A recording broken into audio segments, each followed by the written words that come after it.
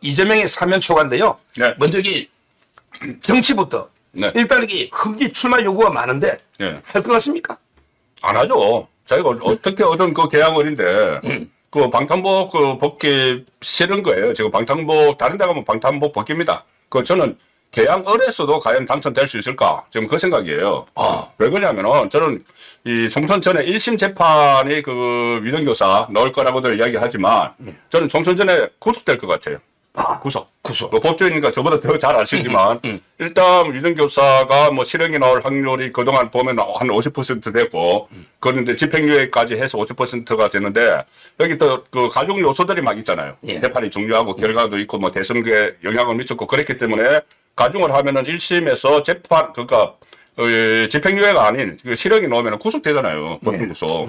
저 서변을 작께서 저한테 가르쳐 주셨잖아요. 이거는 체포동의안도 필요 없다.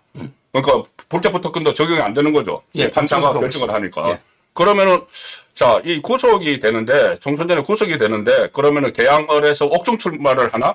이렇게 되는 거잖아요. 옥중 출마를 하게 되면은 아마 공천 안 줄 거예요. 그때 민주당에서 그 당권을 잡는 사람들이. 왜 그러냐면은 이게 2심, 3심 거쳐서 확정이 되면은 다음 대선에 못 나오잖아요. 대권 주자도 아닌 사람을 대선에도 못 나오는 사람을 붙들고 뭐 공천 그 옥중에서 공천을 그 출마를 하려고 하는데 그걸 누가 하겠어요? 아예 그 손절이 들어갈 거거든요. 민주당에서. 그러니까 이 뭐 자 계양을도 지키기 어려운데 다른데 그 출마한다는 거 지금 말도 안 되고 유일하게 하나 방법은 본인이 이 비례대표로 도는 것인데 그 누가 지금 슬슬 그 연기를 피우고 있어요.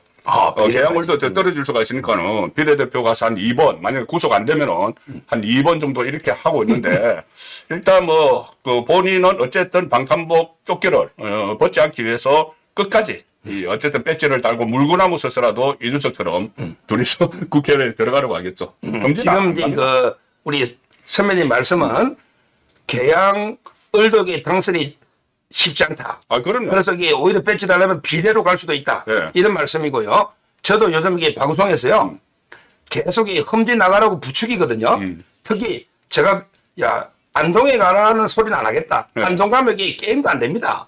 그렇잖아요. 이준석이 데리고 가면 안 되듯이. 네. 그다음에 내 강남에 오라는 말도 안 한다. 네. 특히 분당에 가라는 말도 안 한다. 종로로 와라. 종로부터 막 민주당 강시적이잖아. 종로에서 한동훈하고 한번 붙어봐라. 한동훈 안 보내도 돼요.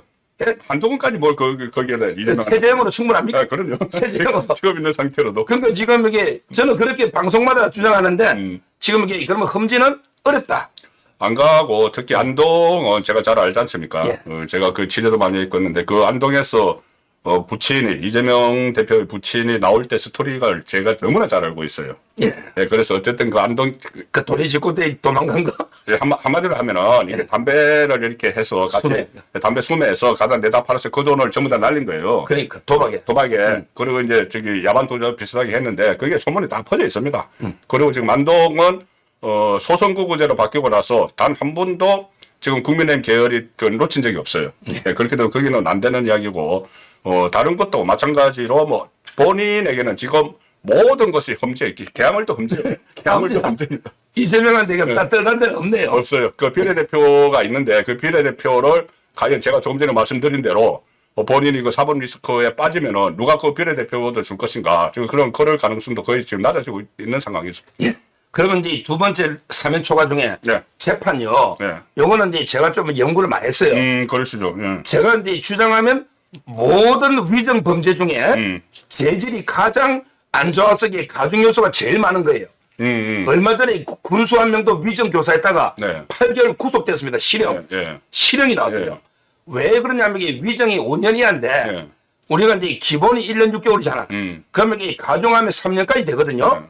근데 이 가중 요소 중에 보통 우리가 이재명이한테 해당되는 게 첫째는 이제 바로 이제 원래 위정을 한 원재판이 상당히 중요한 무거운 재판이라는 거예요. 그렇죠. 예를 들어 살인사건에 위정한 놈하고 네. 절도에서 위정한 놈은 다르잖아요. 다르죠. 살인사건에 위정하면 사람이 죽을 수도 있잖아. 근데 이재명이가 위정을 한 거는요. 어디냐면 이게 경기도지사 자리가 왔다 갔다 하는 그렇잖아요. 그때 만약에 그 유죄가 됐으면 경기도지사 자리에 날아갔죠. 그러니까 엄청나게 중요한 재판이잖아. 대선 출마도 못했지 그럼. 그렇죠. 예. 여기서 위정했다는 게 첫째 가중 요소고 그다음에 두 번째 이게 나옵니다, 법에. 예. 결과에 영향을 주냐 안 주냐. 위정을 해도 영향을 안 주면 좀 가볍죠. 근데 무죄를 받았기 때문에 근데 이거는 결정적이죠. 결정적이죠. 이거 아니고야 이재명이가 무죄를 받을 수가 없었잖아요. 권순일. 권순일은 이제 대법원에서 그거는 다른 거 김만배가 해준 거고, 이거는 네. 김진성 씨 위정 때문에 무죄를 이미 항소심에 받은 거거든요. 그렇죠. 따라서 이게 두 번째 질이 안 좋고요. 세 번째 가장 질이 안 좋은 게 정언할 때 돈 주거나 대가를 주는 거예요. 아, 야, 너 위정하면 1억 줄게. 그 빼박 있잖아요. 그 백현동 김인섭 씨. 예. 빼박. 그러니까 김인섭의 절반 지분 70억 중에 35억이잖아. 35억이죠. 그걸 이게 받아야 된다. 예. 그리고 이게 또 청탁이가 알선수대로 7,700 있잖아요. 예. 이런 식으로 이게 대가를 많이 제공했기 때문에 예. 자기 지휘감독, 경기도지사 따라서 이게 위정했기 때문에 저는 질이 안 좋고 이렇다면 저도 선고만 되면 이게 법정 구속이 예. 상당히 가능하다. 이렇게 저는 봅니다. 그러니까 이것이 이제 아마 재판 지연 전략을 또 쓸 텐데, 그 다른 것처럼. 그런데 오늘 그 김진성 씨, 그러니까 그 위정 교사를 당해서 위정을 한 김진성 씨 변호인이 그 배성희 변호사잖아요. 그렇죠. 배성이죠. 오늘도 그 SNS에 글을 올리는데 뭐라고 하냐면은 이 소루 뭉치를 한 요만큼 사진을 찍어서 올렸어요. 예. 그래서 이게 그 재판 기록인데 예. 이거 하루면 다 본다. 3,000페이지 5개. 하루면 다 본다. 이렇게 하면은 그러면은 그 하루면 다 볼 수 있고 그쪽 변호인도 그 과거에 사건 맡았던 변호인이고 2명 다 들어갔죠. 두 명 다 예. 들어갔죠. 거기다가 정인이 지금 딱 2명이에요. 예. 그 KBS PD. 최초로. 그 최초로 PD하고 또 한 사람은 김진성 본인이거든요. 예, 맞습니다. 근데 김진성은 다 자백을 했고 그 녹음도 있고 그다음에 PD도 그때 이재명에 대해서 명예훼손으로 막 고소도 하고 이런 사람이에요. 그렇기 때문에 재판을 더 끌 수가 없는데 그래도 이재명 쪽에서는 또 무슨 뭐 이런저런 핑계를 댈 텐데 이거는 제가 법조인이 아니더라도 보면은 이거는 상대가 있잖아요. 상대가. 김진성이라는 상대가 있기 때문에 김진성 씨가 계속 이 재판 지연시키고 하면은 빨리 재판해달라고 하고 또 거기 그 언론사 찾아다니면서 예를 들면 찾아다니면서 그때 나한테 했던 녹음 있잖아요. 녹음 그거 좀 해주면 되지. 뭐 내가 시킨 대로 해주면 되지 하는 그 녹음을 그대로 털어버리는 거예요. 예. 그러면은 재판부가 그거 끌지 못합니다. 그러면 저는 총선 전에 분명히 1심에 나올 걸로 보죠. 이거는 이제 결국은 이재명 변호인 측이 한 3-4명 되거든요. 네. 근데 이 김진성의 변호인 측에 배성희 변호사가 있잖아. 네. 제가 보기에 배성희한테 맡겨놓으면 네. 할 것 같아. 배성희가 계속 방송 홍보도 하면서 네. 재판장한테 빨리 해달라. 우리 자백하지 않냐. 이렇게 하면 저는 상당히 총선전도 가능하다. 이렇게 정리하고요. 이재명 잡는 배성이네. 배성희. 자, 그 다음에 이거 사면초가 세 번째. 예.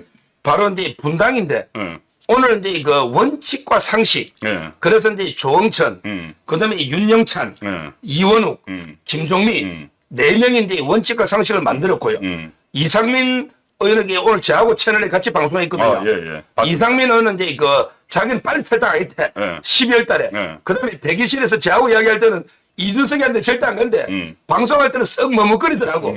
저한테는 이준석이 똘마니 밑에 가겠냐 그러더라고. 제가 직접 이상민하고 30분 네. 대기실에서 이야기했잖아요. 네. 따라서 저는 이런 게 지금은 4-5명이죠. 근데 실제는 한 4-50명 정도 된다 봐요. 4-50명. 예. 이렇게 나가면. 네. 근데 이 사람들이 요구한 게 이재명이가 도저히 들어줄 수가 없어. 예. 예를 들어 개딸들하고 전련회가 이장직을 사퇴해라. 아니 재명인의 말이 이장 사퇴이기 됩니까? 그러면서 또 뭐랬냐면 무리한 요구 있잖아. 뭐 예를 들어 강성 유튜브에도 나가지 마라. 이런 것도 요구하고요. 아, 그런 것도 있었어요? 예, 강성 유튜브에도 나가지 마라. 그다음에 개딸들하고 전련하고 이장직을 사퇴해라. 이런 것부터 그다음에 방탄정당 하지 마라. 그다음에 도덕성 회복해라. 이런 걸 들어줄 수가 없잖아. 저는 결국에 다리 쪼개지는 대부분 아닌가 봐요. 그거 빼면 이재명한테 남는 게 없잖아요. 저 그러니까요. 요구한 걸 들어주고 남는 게 없어요. 개딸도 없애주고 하면 남는 게 없어요. 그러니까 그거 들어줄 수 없는 거고. 근데 이게 발상을 좀 거꾸로 해봐야 돼요. 예. 자, 그래서 비명계가 몇 명이 탈당을 할 것이냐. 그래서 오늘 뭐 이원욱, 뭐 이상민 이야기 쭉 나오는데 저는 당분간 탈당 안 할 걸로 봐요. 당분간은. 왜냐? 예. 오히려 자기들이 당을 지키고 있으면 이재명이 나가는데 이재명이 나갔다. 그러니까는 예를 들어서 그러니까는 법정 구속이 돼서 감옥에 가거나 예. 이렇게 하면은 오히려 그 남아 있는 사람들이 그 당권을 가지고 올 수 있어요. 총선 앞두고 충분히. 여러 가지 수단을 동원하죠. 그래서 오늘 가령 예를 들어서 윤영찬 의원 같은 경우는 나는 탈당을 생각하지 않고 있다. 이게 무슨 말이냐 하면은 윤영찬이 이낙연계잖아요. 이낙연계에서도 지금 이재명이 아웃되면은 우리가 당권을 접수하러 가야지 이 생각을 하고 있는 거예요. 그리고 그 서로원 의원이나 이쪽도 마찬가지고 김종민 같은 경우는 그 노무현 정부 청와대에 있으니까 친문으로 분류를 할 수 있는데 김종민도 아마 작용 안 할 거예요. 만약에 이게 이재명이 지금 아웃되면은 그 자리를 친문 쪽에서 또 차고 들어갈 수가 있거든요. 그래서 아마 그것을 기다리느라고 이 사람들도 비명계들도 지금 서울 그 중앙지법 형사 33부를 지켜보고 있는 거죠. 이게 그 1심이 언제 나올까? 어떤 게 나올까? 그거 아마 판결을 보고 나서 그래도 총선 때까지는 이재명이 있을 것 같다. 그러면은 결행을 하지. 그 전에 결행 안 할 것 같지. 당분간 재판을 지켜보면서 네. 우리에게 이재명을 쫓아낸다. 오히려 원래 민주당 주인이 이재명이 아니에요. 그렇죠. 이재명은 이게 바지 사장, 소위 말하는 바지 사장이고 대주주들은 지금 뭐 친문, 이낙연, 정세균 이런 사람들이 대주주거든요. 대주주인데 바지 사장이 이 자기 뭐 운영 잘못하고 그 전에 지연 재가지고 감옥에 가면은 그 바지 사장이 이제 쫓아내고 자기들 할 수가 있어요 지금. 예, 그렇죠. 어제 제가 정치 시간을 채널A 아침 8시에 예. 김종민 또 의원하고 만나서 방송을 같이 했거든요. 오늘 이상민 의원 만나고 적은 동지입니다. 야, 제가 그분들 만나니 너무 반가워. 제 주적은 이재명이잖아. 이재명의 적이 그분들이잖아. 그러니까 그분들도 서 변호사 너무 반갑다고 이재명 시원하게 까준다고 좋아하더라고요. 오늘 제가 번호까지 다 교환했습니다. 그래요? 저는 이제 이렇게 5명 있고 제가 여기서 하나 궁금한 게 또 정치 전문이니까 아니 이낙연이는 왜 실종된 겁니까? 이낙연이가 한국 오고 나서 제가 본 적이 없어. 정치평론가한테 이낙연 이름을 들어본 적이 없어. 아무리 엄중낙연이지만 이렇게 활동을 안 하고 도대체 뭐 하고 있는지 어떻게 보면 이낙연은 암정모색하고 있는 거죠. 암정모색. 암중모색. 자기가 끝까지 엄중하게 본다. 그러니까 자기가 지금 말 나서서 뭐 이재명에 대해서 이런저런 이야기 안 할 수도 없고 또 하고 하면은 이 경제 대상이 돼요. 경제 대상이 돼서 그 또 개딸들한테 엄청나게 시달리죠. 그런데 본인이 직접 뭐 이재명 쫓아내는 노력 안 해도 이재명은 어차피 사법적으로 정치적 명운이 끝날 수가 있기 때문에 그걸 지금 저는 그 지켜보고 있는 입장이다. 그렇게 보는 거죠. 예. 자, 그럼 사면초가 이 마지막으로 선배님하고 저하고 많이 그 방송했죠? 영장 재청구 문제.